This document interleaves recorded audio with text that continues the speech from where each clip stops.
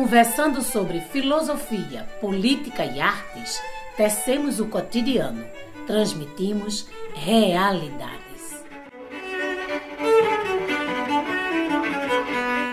Olá, sejam bem-vindos ao programa Realidades. Eu sou Bárbara Bastos, professora de Administração da UFPE, e hoje recebemos Vinícius Sobreira, editor do Brasil de Fato Pernambuco, para fazermos mais um programa juntos. Todo mês fazemos um programa especial chamado Realidades Revista, para analisar fatos marcantes que foram notícia no último mês. Bem-vindo, Vinícius. Olá, Bárbara. Muito feliz de estar aqui mais uma vez. E hoje nós temos como entrevistadas Rosa Morim, jovem nascida em assentamento do MST, graduada em teatro pela UFPE e deputada estadual pelo PT desde 2022. Seja bem-vinda, Rosa. Obrigada, uma alegria estar aqui participando desse espaço na Rádio Universitária. Também estamos com Vânia Fialho, cientista social, antropóloga e doutora em sociologia, professora aposentada da Universidade de Pernambuco, a UPE, ambientalista e integrante do Fórum Socioambiental de Aldeia. Bem-vinda, Vânia. Olá, boa tarde. Prazer grande estar aqui com vocês. Bem, vou começar então com a pergunta para a deputada Rosa. Em visita a Salgueiro na semana passada, deputada, o presidente Lula destacou que a transposição fez a água chegar aos municípios, mas que agora cabe aos prefeitos e governadores garantirem que as torneiras das pessoas. Queria saber de você, que tem circulado o estado, visitado muitas comunidades rurais, como é que está o acesso às águas da transposição hoje, deputada? Esse é um debate muito importante, primeiro porque o estado de Pernambuco é um dos estados com menor disponibilidade hídrica do país, portanto, grande parte da nossa população hoje ainda sofre com a questão da falta de água, quando a gente vai para o agreste, para o sertão, para a região de semiárido, que convive mais com a seca e com menor disponibilidade hídrica ainda. Isso é uma realidade que perpassa não só, por exemplo, quando a gente vai para o nosso imaginário do que é a falta de água, comunidades tradicionais afastadas, a zona rural, não. Isso é uma realidade que permeia cidades inteiras, muitas vezes. Então, hoje a gente tem uma questão muito severa realmente em relação a como essa água vai chegar até a torneira do povo pernambucano. A transposição do São Francisco, mesmo dada todas as suas contradições, inclusive ambientais no meio, é uma estrutura que, de fato, ela conseguiu ser um caminho para a gente, aos poucos, e resolvendo a questão dessa disponibilidade hídrica e, mais do que tudo, sobre a entrega da água. Mas, ainda para nós, é uma grande questão. Transposição foi feita, mas o povo está recebendo a água? Isso é uma pergunta. Ou quem está se beneficiando dessa transposição ainda são os grandes empreendimentos do agronegócio que beiram a transposição, onde a transposição passa. Isso é um apontamento que nós fazemos. Hoje mesmo, com a transposição, os grandes beneficiários diretamente da transposição até hoje é o agronegócio e a grande produção agrícola voltada principalmente para o mercado do agronegócio.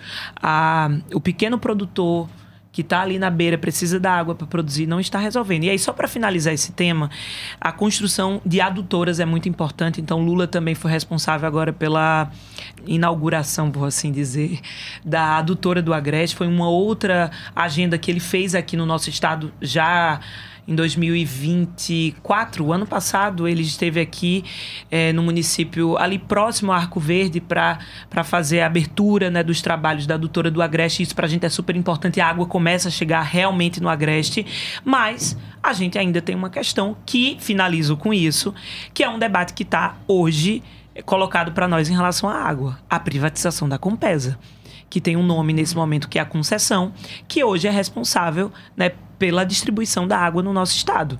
Então, a pergunta de Lula ou a provocação de Lula, ele vai bater em um ponto final que se chama Compesa. E nesse momento o nosso cenário não é positivo, porque a gente está à beira de uma privatização. E havia um temor de que a privatização do sistema Eletrobras e da Chesf, realizado em 2022 pelo governo Bolsonaro, pudesse dificultar ainda mais o acesso direto da população às águas do Rio. Já existem relatos de conflitos por acesso à água desde a privatização? Relatos de conflito em relação à água, sempre tem. E eu queria usar um exemplo que não vai muito mais para a minha realidade, que está ali. Mas o que a gente entende por conflito no bairro do Ibura, nas periferias aqui da região metropolitana do Recife, as pessoas vivem uma verdadeira guerra em relação à água. Você vai ali na comunidade Vila dos Milagres, eu posso dizer que realmente é uma situação muito conflituosa. São poucas as pessoas que conseguem ter água nas suas tubulações de casa e as pessoas começam a fazer pequenos comércios de água. Então, quando a água chega, toda a comunidade paralisa para poder encher os seus baldes de água, e é isso que ela vai ter durante a semana inteira. Eu vi uma verdadeira cena de guerra, que não está muito distante.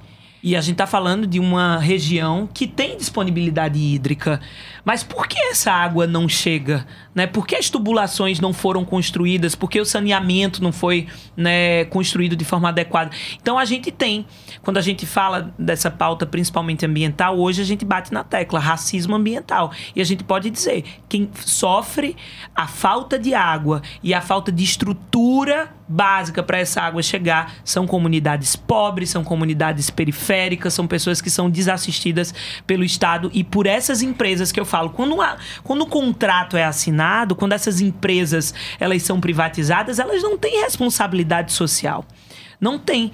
E é isso, na verdade, não estou falando da boca para fora, são exemplos. O Rio de Janeiro, Alagoas, Pernambuco, com certeza viverá essa questão, porque já vive.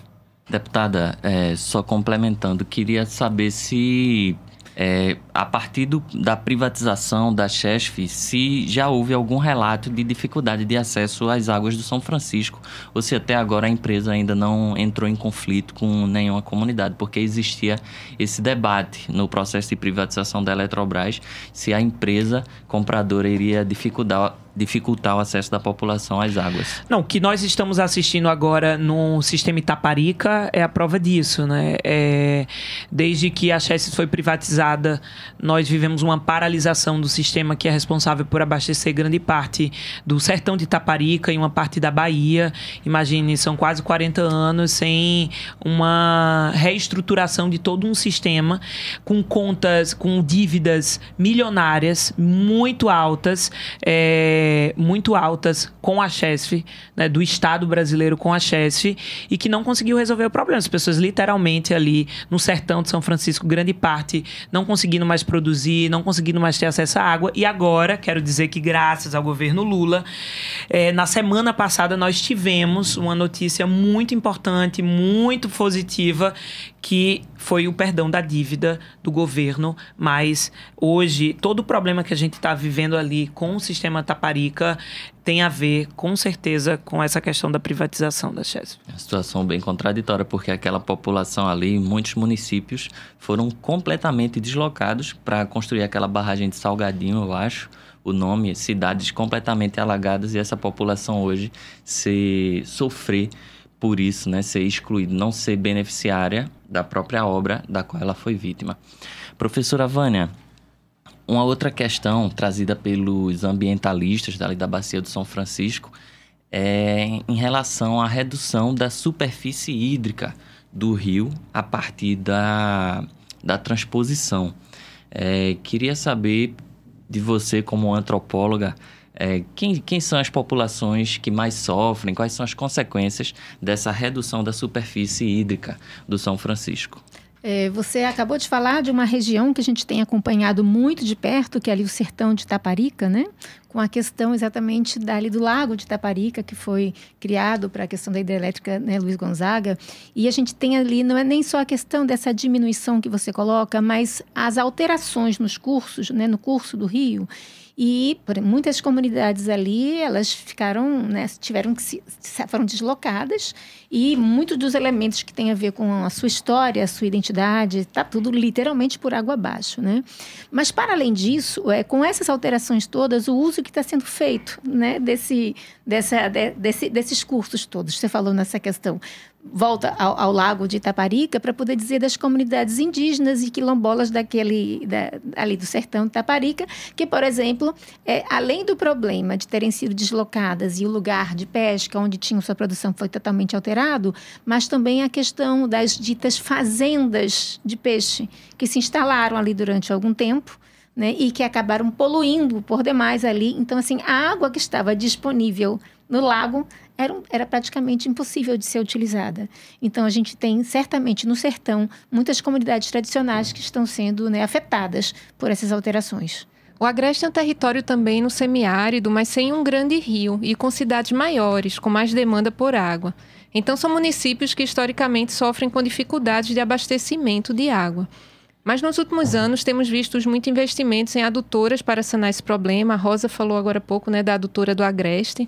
Você que é caruaruense, nascida numa comunidade rural, nos diga, o povo do Agreste tem conseguido acessar água com regularidade?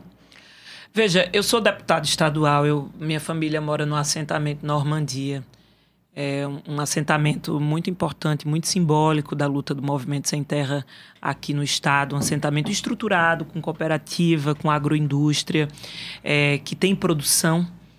Mas hoje quando vou para a minha casa, que costumo ir quase todo final de semana, eu preciso, né, pedir um caminhão-pipa para tomar um banho de água. Então, você veja, né? Enfim, não é porque eu sou deputada, mas é um exemplo. E de um assentamento, né, estruturado, que tem mais de 30 anos de história. Isso eu estou falando da minha realidade, mas para dizer que essa é a realidade do povo do Agreste. E principalmente agora, esse ano, a gente enfrentou... Tá todo mundo, toda a agricultura familiar enfrentando um certo desespero. Começou a chover um pouquinho agora, mas a gente já está, né, à beira, né, de um processo de colapso por conta das secas. Então, nós temos muita expectativa e tivemos com a adutora do Agreste, mas até agora nós, de fato, não conseguimos resolver e sanar a questão da disponibilidade de água. Realmente, o Agreste pernambucano é uma das regiões com menor disponibilidade hídrica, mas é isso que eu falo. Minha cidade, Caruaru, não falta água no bairro Maurício de Nassau.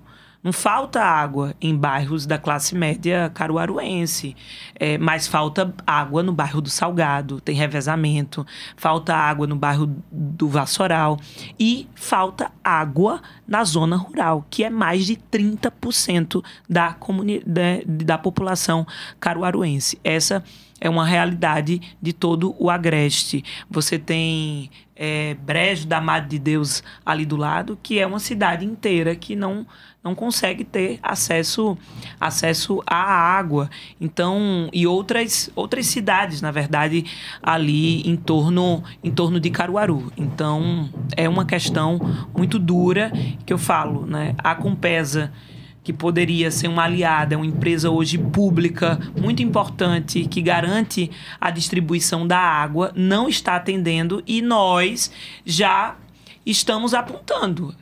Hoje o que a gente vive, esse colapso que a gente vive na Compesa, é claramente um sucateamento com uma tentativa de privatização da empresa. Para dizer, a solução é privatizar. E nós não sabemos, é uma empresa que tem lucros, mas falta mais vontade política para a gente conseguir resolver. E outra questão que costuma ser propagandeada quando se fala em meio ambiente em Pernambuco são esses empreendimentos empresariais de geração de energia eólica, os parques eólicos, mas que estão tendo uma série de impactos ambientais e sociais nas zonas rurais. Em Itacuruba, no sertão, há uma proposta de construção de uma usina nuclear. Vânia, você tem acompanhado esses casos? Quais os caminhos que você enxerga para a produção de energia limpa sem impactar os mais vulneráveis? Pois é, você coloca uma questão fundamental, porque quando nós estamos discutindo a questão ambiental e vem logo a questão da transição energética, né? Tem um colega meu, Juraci Marques, da Bahia, que ele costuma falar de transação energética. Então, no final das contas, o que nós temos é exatamente uma questão aí que permeada, né, pelos interesses do grande capital e que nem sempre está realmente atrelado às necessidades de consumo energético da própria população. Então, eu tenho acompanhado um pouco das questões eólicas e mais de perto a questão desse projeto da central nuclear em Itacuruba. Bem, o que a gente poderia colocar aí? Que tem sempre uma questão quando se coloca da transição energética e do consumo, que pouco se ouve, pouco se dá, vamos dizer assim, importância ao que acontece em toda a relação de estabelecimento dessas novas formas de produção de energia. Então, o que a gente tem, além dos impactos ambientais, e aí é uma questão importante de colocar, né? Eu, enquanto antropóloga, socióloga, eu gosto sempre de dizer, nós estamos falando de questões sociais, quando estamos falando de questões ambientais, os conflitos por água que estavam sendo tratados e tal, não tem como a gente falar de outra coisa que não seja a questão dos conflitos, da questão da desigualdade social. E aí, quando a gente vê a questão da produção a partir da energia eólica e a questão da central nuclear, o que acontece são exatamente segmentos que ficam absolutamente de uma situação muito vulnerável diante dos contratos que são estabelecidos, da situação ambiental também, que essas alternativas de produção de energia também produzem. Por exemplo, a questão da energia eólica, nós sabemos o que acontece do ponto de vista com a questão da vida, por exemplo, de alguns insetos, morcegos, abelhas e tudo mais, e do barulho, da zoada. Tem uma pesquisadora, uma antropóloga, a Geisa Saraiva, que fez um trabalho exatamente sobre o impacto, as negociações que são feitas para a questão da instalação das usinas eólicas e que, na verdade, não são negociadas com essas pessoas. E a questão da zoada, ela chama exatamente, utiliza essa palavra como uma categoria importante da própria população. Então, passando rapidamente pela questão eólica. A questão da usina nuclear, da central nuclear Itacuruba, é outra questão que merece destaque, apesar de nós termos... Não temos ouvido falar muito dessa questão ultimamente, o que sempre nos coloca nesse lugar dos catastrofistas esclarecidos, quando coloca a questão das pessoas que estudam essas questões ambientais, porque geralmente colocam que é tudo um horror, que é o fim do mundo, que é o desastre, mas a gente vai ver que ao longo do tempo, esses desastres, eles vêm mostrando que as consequências são bem maiores. Exemplo, vamos lá para o sertão de Itaparica, A gente tem ali uma população que já foi deslocada por conta da questão da transposição do São Francisco, por conta da questão da construção de usinas hidrelétricas e que já foram deslocadas. Bem, essas mesmas populações agora, elas estão numa situação também de alta vulnerabilidade com a ameaça de uma construção de central nuclear. E aí se coloca, mas não tem nada certo.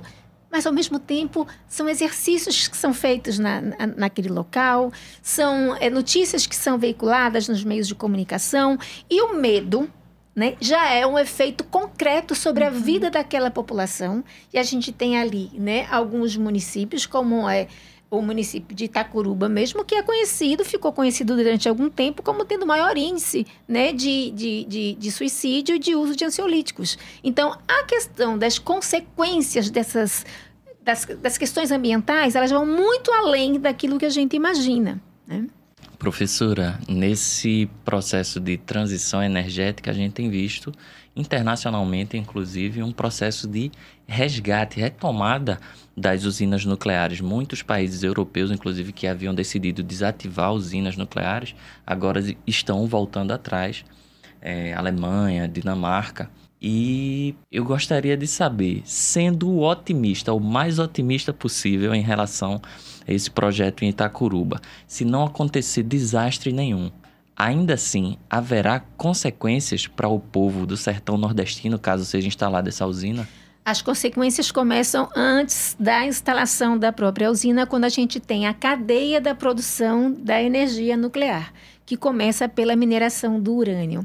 E aí, como eu já tentei indicar, qualquer um desses empreendimentos, eles não podem ser vistos como algo pontual, localizado, que está ali posto. Não, há sempre uma cadeia. No caso das usinas nucleares, você tem uma questão do urânio, né, da mineração do urânio, do transporte desse urânio, né, para beneficiamento. Então, aí você já tem a possibilidade dos recursos hídricos ficarem contaminados. A gente tem, né, situação no Brasil, que são questões assim que não são divulgadas, não são faladas, mas que as consequências são radicais. Então, a gente tem um problema também de o que fazer depois com essa questão do lixo radioativo. Eu não sei se vocês sabem, mas aqui o sertão de Pernambuco já chegou a ser colocado como lugar que iria receber o lixo, né, radioativo daquele acidente que houve em Goiânia. Né? Então, estamos falando claramente de racismo ambiental. Uhum. Pessoal, a gente vai parar para o intervalo e voltamos já já.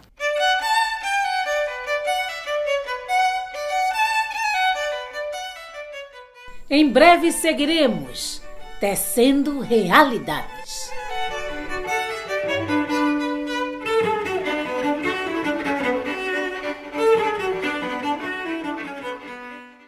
Olá, estamos de volta com o programa Realidades. Hoje é o Realidades Revista de maio de 2025, junto com a Brasil de Fato Pernambuco. Bem, Rosa, gostaria de trazer agora, nesse bloco, a Zona da Mata. A gente tem uma série de conflitos socioambientais, envolvendo famílias de agricultores, latifundiários, empresários da terra, empresários da cana-de-açúcar também, e inclusive envolvendo denúncias de contaminação intencional de fontes de água, despejo de agrotóxico sobre comunidades, isso não só na Zona da Mata, mas também no sertão. Qual o cenário hoje de conflitos ambientais no nosso estado, deputada? A Zona da Mata é uma das regiões com maiores conflitos que nós temos no estado de Pernambuco, principalmente voltados à questão da terra, à questão fundiária. Então, hoje, nós estamos num processo de acompanhamento de muitos conflitos muito severos, muito graves acontecendo naquela região. Você tem uma migração de um processo produtivo que antes era a contradição da cana-de-açúcar, e com o falecimento, com a falência das usinas, nós temos uma tentativa de mudança de cultura ali que vem sendo substituída pela criação de boi, que, né, principalmente, assim como a cana-de-açúcar, para o mercado externo. Mesmo com uma mudança de cultura em grande parte do processo produtivo, os conflitos ainda continuam e, mais do que tudo, eles estão se intensificando. Áreas que nós já havíamos conquistado, áreas que já foram resolvidas, né, pelo INCRA, que já foram destinadas para a reforma agrária, hoje voltam a um processo de conflito com antigas famílias que hoje são empresas que gerenciam isso. Nós tivemos, inclusive, na Mata Sul, acompanhando vários casos. Por exemplo, o caso de Roncadozinho, que levou o assassinato de um menino. Para a gente demonstra que é isso que a gente está vendo. O ano passado, nós fizemos 2 audiências públicas na Mata Sul para tratar sobre a questão dos conflitos em relação a poceiros de terra em conflito com comunidades tradicionais. Então, lá, além do conflito legal, nós temos um conflito muito violento do ponto de vista desses grupos tomarem para si e quererem fazer com as suas próprias mãos um ato de violência contra aquelas pessoas que querem estar na terra para produzir. Então, nós temos uma área de realmente muitos conflitos. Na Zona da Mata Sul, a gente também tem um histórico triste de cheia no Rio Una, mas não é um problema restrito também à Zona da Mata Sul, né? Um estudo federal divulgado em 2004 mostra que 11% da população pernambucana vive em área vulnerável a cheias e enxurradas. Igaraçu, 60% da população vive nessas circunstâncias, Jaboatão, 29%. E um outro estudo do Tribunal de Contas do Estado, daqui de Pernambuco, com dados da Defesa Civil, mostra que 75% dos nossos municípios não cumprem nem metade dos requisitos para garantir a segurança mínima da população. contra esses fenômenos naturais. Então, queria perguntar, deputada, como a gente consegue garantir a segurança do povo pernambucano nesse cenário de mudanças climáticas, se as prefeituras estão sendo negligentes com essa pauta de adaptação para essas transformações? Bom, nós estamos numa semana muito importante para o mundo inteiro, a semana que se volta para a pauta do meio ambiente. Dia 5 de junho é o Dia Internacional do Meio Ambiente. Esse ano, para nós brasileiros, vai ser muito importante porque o Brasil irá sediar a COP30, né, um espaço organizado pela ONU para debater desafios em relação às mudanças climáticas que a gente vive. Nós, na Assembleia Legislativa de Pernambuco, estamos promovendo uma semana de meio ambiente com debates sobre a emergência climática e os desafios da transformação ecológica, justamente para trazer a atenção de que esse tema não é um tema sobre o futuro. A professora está aqui do lado. Foi-se o tempo em que o debate ambiental era coisa de ambientalistas e dos mais pessimistas cientistas, né? Que é assim que colocavam, né? Já vem os cientistas pessimistas falando sobre o fim do mundo. Não. Falar sobre as mudanças climáticas e a profunda crise ambiental que nós vivemos é falar sobre o presente.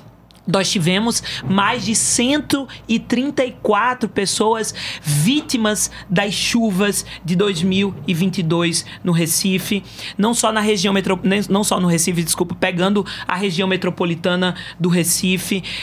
Nós temos altas ondas de calor que provoca hoje um adoecimento gigante, principalmente da população negra. Vou dizer que começa o verão.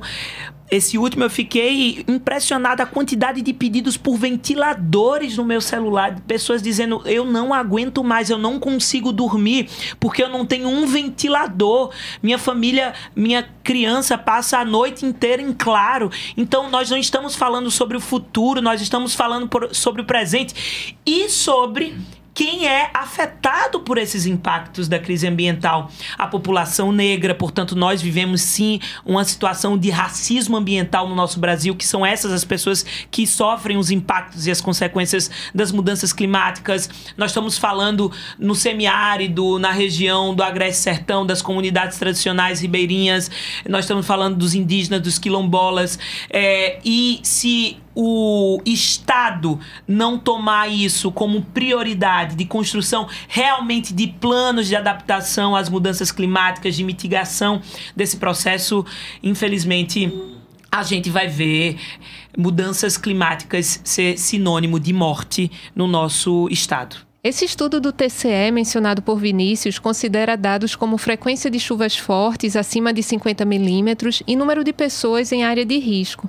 O TCE afirma que 106 municípios, 57% das cidades pernambucanas, precisam de adaptação climática com alguma urgência. Mas parte desses municípios sequer possuem núcleos de defesa civil. Professora Vânia Fialho, quais as causas e quais as consequências práticas dessa negligência? Bem, certamente ninguém levou até hoje muito a sério as questões ambientais, né? O que nós estamos vendo aí é descaso mesmo, né? De toda ordem. Então, é preciso que se enfrente agora de uma maneira muito mais propositiva. A gente não tem mais como esperar, né? A gente tem municípios com situações com os mais diferentes tipos de risco, né? Desde inundação até as encostas, que são, né, áreas muito vulneráveis também. E, bem, mas tem uma questão que tem acontecido, que aconteceu esse ano pelo menos, e que eu acho que coloca a população toda muito engajada na proposição de exigir, inclusive, né, dos entes públicos a responsabilidade dos mais diferentes níveis. Coloco isso porque as conferências de meio ambiente que aconteceram em mas alguns municípios e também em algumas conferências livres, elas trouxeram as dificuldades de cada município desse em relação a essas questões. Então, realmente, há necessidade de ouvir muito a população para poder também não se criar uma série de iniciativas que não atendem aos problemas críticos de cada região, que são peculiares. Cada município tem suas próprias suas próprias dificuldades. Então, eu penso que há necessidade de um enfrentamento. Esse ano nós temos um ano dedicado, mais do que nunca, a essa questão ambiental, com a COP, mas é preciso que isso seja colocado como questões relacionadas ao poder público, juntamente com a população, né, propor saídas possíveis para isso, porque o que nós temos é ainda municípios, é ainda população altamente vulnerável às coisas mais críticas que se possa imaginar. Professora Vânia, gostaria de trazer o debate agora mais para a região metropolitana, ou mais especificamente para o Recife, né? Eu fiz uma matéria recentemente no Brasil de Fato, a partir de um relatório do SOS Mata Atlântica, né? Uma ONG. E esse relatório apontava que dos rios daqui de Pernambuco, dos rios pesquisados, obviamente, o Capibaribe foi o único que teve piora da qualidade da água, né? A gente que mora no Recife, a gente sabe que o Capibaribe não é o lugar ideal para se tomar banho, mas me surpreendeu que a situação está ainda piorando ano a ano, o que significa também que o poder público não está dando conta de cumprir o seu papel de proteger minimamente esse rio. Então, professora, não sei se você tem acompanhado, se você acompanha os debates em torno do Capibaribe e, obviamente, de outros mananciais aqui na região metropolitana, mas no caso do Capibaribe, o relatório sugere que a questão central é despejo de rejeitos de esgoto sem tratamento no rio, né? A gente sabe que a gente tem a Compesa responsável pelo saneamento, mas a gente também tem a ausência de saneamento leva também algumas populações, principalmente as margens de rio, a despejar o esgoto sem tratamento. Você tem acompanhado esses casos, esse debate? Isso é consequência das populações de palafitas e favelas às beiras do rio unicamente, ou tem muito prédio também que está despejando esgoto no nosso Capibaribe? É interessante, né? Geralmente isso sobra sempre, né? Voltamos à questão das desigualdades, né? O que nós temos de despejo e da questão do saneamento, né, que não está bem instalado, estabelecido, isso não se trata, né, de nenhum segmento específico ali, mas a gente tem, né, nos prédios, a gente tem as construções que são historicamente conhecidas por nós como de uma camada social bastante que poderia, assim, que tem acesso à informação, mas, na verdade, isso não é colocado como prioridade. Mas eu quero fazer um paralelo com isso, né? Porque a gente está falando do rio Capibaribe, que é um rio que chama a atenção de todos nós, porque corta a nossa cidade, é um rio, né, caudaloso, enfim, que nos chama a atenção. Mas esse descuido, ele também se estende, né, aos rios, que são rios de menor porte, mas que são extremamente importantes para poder garantir os recursos hídricos da população. Vamos colocar da região metropolitana do Recife, já que a gente está falando ali do Capibaribe, falou aqui no Recife e tal, mas bem... porque essa mesma pesquisa aponta que em outros municípios a situação do Capibaribe não estaria tão crítica como está aqui em Recife. Exato, né? No Recife é onde está pior. Isso. Então, assim, isso tem algo, nos diz muito. Mas o que eu quero colocar em relação a outras bacias é que se esse descuido está acontecendo num rio de tamanha importância para nós, imaginem a outros que não têm essa relevância, pelo menos. E aí eu vou diretamente apontar para um problema que nós temos na região metropolitana do Recife, que tem a ver com a questão, né, da especulação imobiliária, o que isso tem acontecido em relação ao uso do solo, a impermeabilização do solo. E aí eu vou chamar a atenção para o que a gente tem visto na região metropolitana do Recife com determinados empreendimentos que trazem, né, o risco para esses mananciais. Então, por exemplo, nós temos o rio Catucá, na área norte da região metropolitana do Recife, que é o que abastece o sistema Botafogo.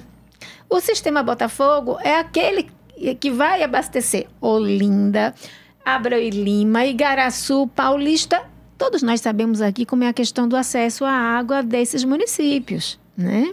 Então, vejam que a gente está falando, né, de um grande rio do Capibaribe, mas existem rios cujas nascentes estão sendo soterradas e o mesmo problema de esgoto, o mesmo problema, né, de saneamento, tudo isso também se replica nesses pequenos rios que são importantes, né, para a região metropolitana. Então, a gente tem que estar atento, né, para o Capibaribe, mas para todos os outros também, né, afluentes e outras bacias que garantem a gente o acesso à água. Professora, o cenário que a gente tem aqui no Recife de saneamento, e não deve ser muito diferente nos outros municípios, como você mesma trouxe, é de que a cobertura de saneamento na capital é de 49% apenas dos lares.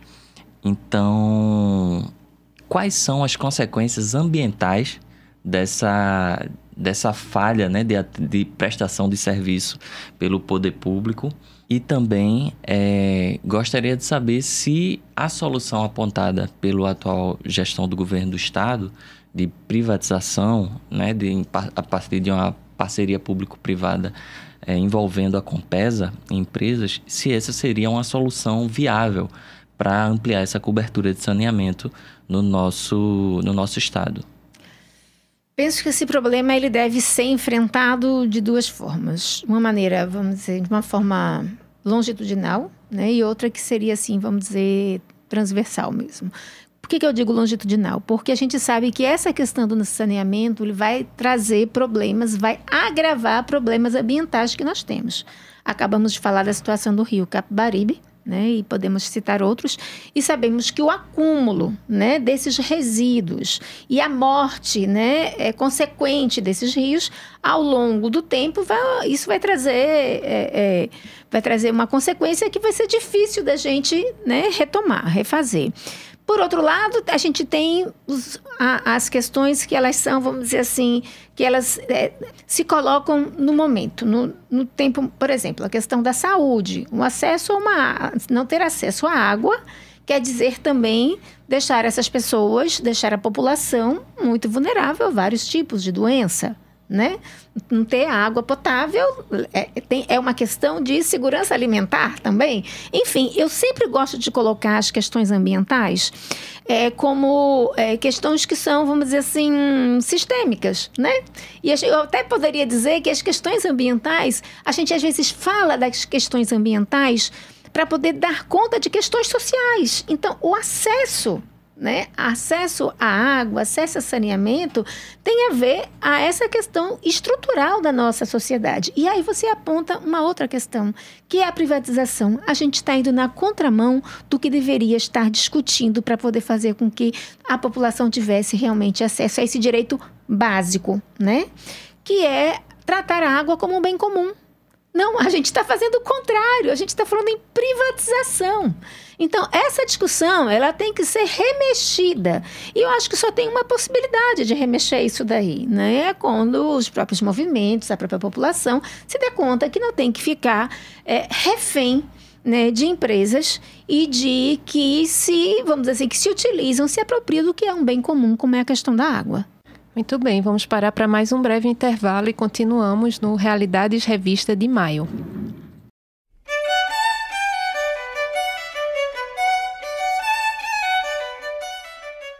Em breve seguiremos tecendo realidades.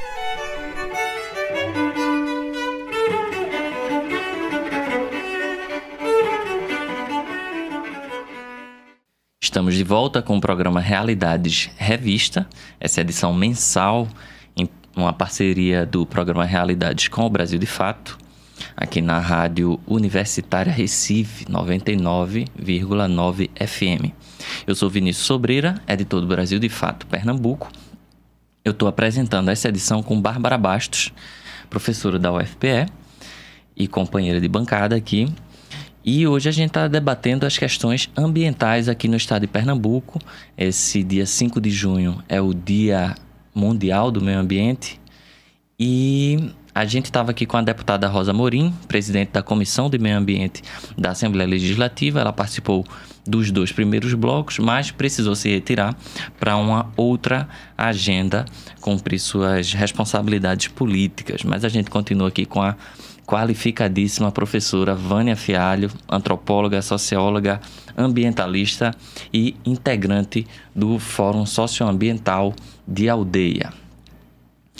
A professora mencionou no bloco anterior o Rio Catucá, que abastece a barragem de Botafogo, que por sua vez abastece os lares de mais de 1 milhão de pernambucanos, a maioria aqui na região metropolitana do Recife. E tudo isso fica numa grande área de proteção ambiental chamada de Aldeia Beberibe, a APA Aldeia Beberibe. E essa área tem, se eu não me engano, professora, se eu estiver errado pode me corrigir, fique à vontade. É uma área de 31 mil hectares, né, divididos aí entre 8 municípios aqui do estado. Abreu e Lima, Igaraçu, Paudalho, Camaragibe, Recife. Às vezes a gente pensa que não, mas aqui tem área de proteção ambiental aqui no Recife. Araçoiaba, Paulista e São Lourenço da Mata. Sendo que essa área de proteção ambiental está sendo aí ameaçada, por assim dizer, por 2 empreendimentos, 2 obras que prometem desmatar parte dessa área. O tal do Arco Metropolitano, né, que é uma rodovia planejada aí desde o governo Eduardo Campos, visando desafogar a BR-101, e também a Escola dos Sargentos do Exército. Professora Vânia, você é membro aí dessas movimentações da população de Aldeia. Queria saber como a população tem recebido essas notícias, né, desses empreendimentos nos últimos anos e qual o impacto desses projetos, que impacto esses projetos podem ter nessa área de proteção ambiental. Certo, Vinícius. Vamos começar então pela importância da APA Aldeia Beberibe. Nem todo pernambucano recifense conhece, mas a gente está falando de uma área que é o maior bloco de Mata Atlântica acima do Rio São Francisco. E vamos dizer que aqui em Pernambuco é a área que junta vários fragmentos, né, que tem assim um conjunto de vários fragmentos de Mata Atlântica. Portanto, tem um valor inestimável, tanto assim que é uma APA, né, uma área de proteção. Então, assim, tem uma questão legal que está posta para proteger devido à importância da APA Aldeia Beberibe, seja por conta da biodiversidade, que ali está garantida, inclusive animais endêmicos. Existem em torno de 46 espécies em extinção, né? Então, vocês percebam que a gente está falando de uma área extremamente significativa daquilo que resta da Mata Atlântica, né? Um bioma que está praticamente em extinção. Então, tem essa importância grande, além daquilo que a gente já falou anteriormente, que é a questão dos recursos hídricos. Antes mesmo lá da Rio 92, antes disso, em 86, o governador Gustavo Krause, ele percebendo a importância dessa área, né, para a questão da garantia dos recursos hídricos, estabeleceu já uma normativa que protegia. Então, a gente tem uma série de normativas legais, né, que estão postas para garantir a preservação dessa área, a proteção dessa área. Então, estamos falando de algo que já está reconhecida a sua importância há muito tempo. Mas você me perguntou como é que a população tem recepcionado essas novidades, esses empreendimentos. Olha, é uma região que ela tem várias ameaças, né? Tem vários riscos que estão ali presentes, desde, né, da especulação também imobiliária, que a gente já citou aqui. Então, uma área que é valorizada, né? Tem um clima ameno, mas com a de 2020 para cá, né? Com a questão do coronavírus e toda a necessidade, né, que teve de se resguardar, foi uma área que foi muito procurada. Então, a gente tem assim, um aumento populacional, um aumento de condomínios, de loteamentos que não estão, nem que não estejam cientes, mas estão desconsiderando a importância de que é possível, sim, né, conviver, né, a natureza com o ser humano dentro de uma área de proteção, desde que respeitado numa série de questões. Então, esse é um dos riscos, mas a gente tem outros. Você falou a questão do arco metropolitano, você falou da escola de sargentos, e ainda tem outras. A gente tem ali um conjunto de termoelétricas, que há algum tempo atrás o Fórum Socioambiental teve que também entrar numa certa luta, numa certa briga, porque se queimava óleo diesel vindo de Suape, os caminhões vinham carregados de Suape, numa estrada que, obviamente, não estava preparada para isso e que trazia um problema sério para a população ali do entorno também, com uma zoada parecida, né, com a questão da energia eólica. Então, vocês vejam que é uma região que está impactada por várias questões. Mas como tem recebido, se isso tem sido um dano para essa região, ainda alguns não já estabelecidos, mas têm apresentado ameaças, isso tem despertado a população. Chama atenção. E não é a população de aldeia. É importante perceber isso. Que a situação da APA Aldeia Beberibe está sendo, eu acho que na atualidade, um dos movimentos. Existe um movimento hoje, o movimento Salve APA Aldeia Beberibe. O Fórum Socioambiental, ele integra esse movimento. Mas o movimento, ele é muito maior. Então, ele integra pessoas que estão preocupadas com essa questão, né, ambiental e da qualidade de vida da própria população pernambucana. Então, a gente tem aí um movimento social que está fazendo toda a diferença no enfrentamento desses empreendimentos citados por você. A Escola de Sargentos é um investimento de 1,8 bilhão. E a previsão é construir 580 apartamentos para oficiais, desmatar mais de 90 hectares, 200 mil árvores, sei lá quantos campos de futebol isso dá. Não tinha um outro lugar para fazerem isso? Não teria um outro caminho para o arco metropolitano? Por que passar pelo meio da APA Aldeia Beberibe?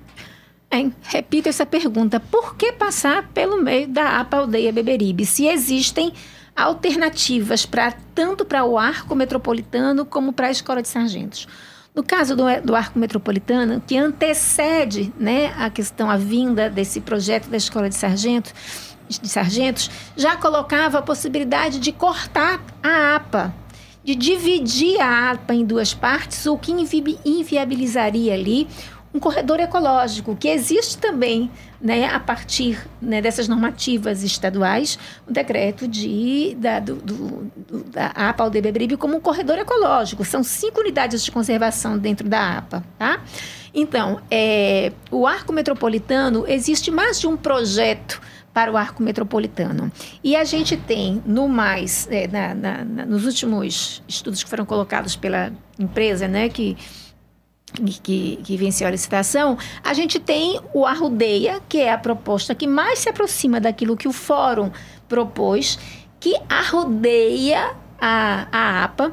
E aí vem uma questão importante. Ela, de alguma maneira, auxilia a nossa proposta também de alternativa locacional para a Escola de Sargentos. Bem, detalhe, não podemos entender a Escola de Sargentos como sendo um prédio que vai abrigar a educação de tantos sargentos. Nós estamos falando de um complexo militar.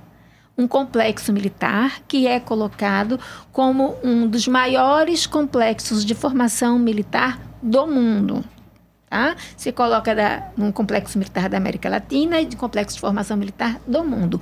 Então, não estamos falando de um prédio. Estamos falando de mais ou menos 7 mil pessoas que vão passar a viver nessa região, e atrelada a essa população, a gente tem toda uma questão de serviços oferecidos a essa população.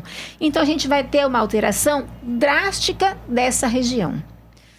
Bem, tem sido colocada a importância tanto do arco viário, né, nesse trecho norte, como a questão da Escola de Sargentos para o desenvolvimento do estado de Pernambuco.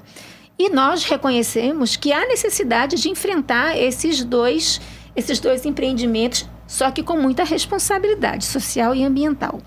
Voltando ao arco metropolitano, é uma questão de saúde, de bem-estar da população pernambucana. Quem passa ali por Abreu e Lima, quem tem que ir para João Pessoa, quem tem que ir para o litoral norte, passando por ali, sabe o que é o problema desse trecho. Então, há necessidade de que o Estado realmente leve adiante, porque vale ressaltar que esse projeto ele está parado. Ele está parado nos últimos anos aqui em Pernambuco. E se ele vier a ser implementado com essa responsabilidade que eu estou chamando a atenção aqui, a gente vai ver que ele vai beneficiar a possibilidade da alternativa locacional da Escola de Sargentos. Bem, vamos agora voltar, né, falar um pouquinho mais sobre essa questão da escola. A escola prevê vários equipamentos, vilas militares, que foram, né, você citou aqui, a questão das vilas militares, fora os prédios de treinamento da escola e tudo mais. Bem, a gente teve avanço. Eu falei aqui sobre a questão do movimento Salve APA Aldeia Beberibe, né? E a atuação também do próprio fórum, que tem feito um trabalho que, na verdade, não é de responsabilidade da sociedade civil, que é de apresentar as alternativas locacionais. Quando se apresenta um projeto, se apresenta a justificativa desse projeto, se apresenta as consequências, né, desse projeto para aquela região, tanto positivas como negativas. O Fórum tem apresentado alternativas para esse empreendimento, de maneira que o movimento, né, incorpora essas alternativas locacionais, defendendo o desmatamento zero. É possível construir ali mesmo, naquela região, a Escola de Sargentos, sem desmatamento e respeitando todas as nascentes do rio Catucá, aquele rio que vai abastecer o sistema Botafogo e vai garantir água para mais ou menos 1 milhão de pessoas. Professora, queria saber como está o diálogo da sociedade civil com o governo federal, já que é um projeto aí do Ministério da Defesa, né, do Exército Brasileiro. Como está o diálogo também com a Agência Estadual de Meio Ambiente, a CPRH, que precisa autorizar esse projeto a partir dos estudos, né? E com demais autoridades, políticos envolvidos no debate em torno tanto do arco metropolitano como da Escola de Sargentos. Você disse que teve avanço, queria saber como está esse diálogo. Então, houve sim avanço. Esse avanço, ele tem a ver tanto com as alternativas que foram apresentadas, né, pelo fórum e a pressão popular. Porque a questão da APA Aldeia Beberibe não diz respeito só àquela região. Falamos aqui sobre a questão dos municípios. A maior área florestada, de floresta, do município de Recife é da APA Aldeia Beberibe. Então, a gente está falando de algo que diz respeito a todos nós, né? Pois bem, o projeto inicialmente da Escola de Sargento tinha 188 hectares. Já se conseguiu um avanço, o primeiro foi para 146 hectares e o mais recente em torno de 100 hectares, 94 hectares. Você falou em campos de futebol, aproximadamente 100 campos de futebol, né?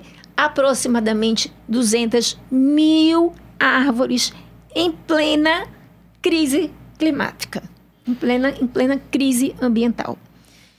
Eu sempre gosto de colocar a informação de que Belo Horizonte teve um desmatamento na cidade, né, derrubou 7 mil árvores e teve um aumento da temperatura em 4 graus. Vocês imaginem o que vai ser derrubar 200 mil árvores. Aí se fala em compensação ambiental. Compensação ambiental é uma perspectiva de que daqui a alguns anos a gente vai ter uma reposição dessa massa verde. Mas a gente está apostando de que vai ter uma semente que vai dar certo, que essa plantinha depois ali vai continuar crescendo, né? E que vai, daqui a 40 anos, né, nos dar uma massa verde, mas não a biodiversidade que já foi embora. né? Não mais a água que já teve o seu solo impermeabilizado e que já deixou de contribuir para os mananciais, né? Então, assim, é preciso se dar conta de que a nossa defesa é o desmatamento zero e que há possibilidades para alternativas locacionais, não é no sertão, no agreste, é na mesma área, porque essa área é uma área que está sob a tutela do Estado, do Exército, desde a década de 40, uma área de treinamento para a Segunda Guerra Mundial. E realmente, a área que está hoje lá resguardada é porque o Exército colocou ali, delimitou e impediu o avanço. E realmente devemos isso ao Exército. Mas não foi o Exército também que reflorestou a área, não, porque ali era uma área de canavial. Muito bem, Vânia. E quem quiser se somar nessa luta pela proteção da APA Aldeia Beberibe, o que é que pode fazer? Bem, nós temos um perfil que é o Salve APA Aldeia Beberibe. Como eu disse, esse movimento, ele agrega vários outros coletivos, em torno de uns 40 coletivos. Quem quiser seguir no Instagram o perfil do movimento Salve APA Aldeia Beberibe e também no dia 5 de junho, agora quinta-feira, 13h, estar com a gente na frente da Assembleia Legislativa para o ato que nós vamos ter em relação contra esse PL da devastação e também de apoio à APA Aldeia Beberibe. Bem, muito obrigada, Vânia, pela presença no programa de hoje. Agradecemos a deputada Rosa Amorim também, que esteve conosco. Agradeço a Vinícius Sobreira por estar aqui mais um mês com a gente. O roteiro de hoje foi de Vinícius. Esse programa foi gravado no estúdio da Universitária FM, com apoio técnico de Alexandre Silva. Lembrando que você pode ouvir nosso programa toda quarta-feira e domingo às 18 horas na 99.9 FM, na região metropolitana do Recife. Para quem está em outras cidades, é só acessar o site radio.ntvru.ufpe.br. Além disso, estamos também nos melhores agregadores de podcast com o nome Realidades 99.9. Siga nossa página no Instagram, @RealidadesUFPE, e o nosso e-mail é realidades99.9@ufpe.br. Sigam também a Brasil de Fato Pernambuco no Instagram. Para você que nos ouviu até aqui, muito obrigada e até o próximo programa.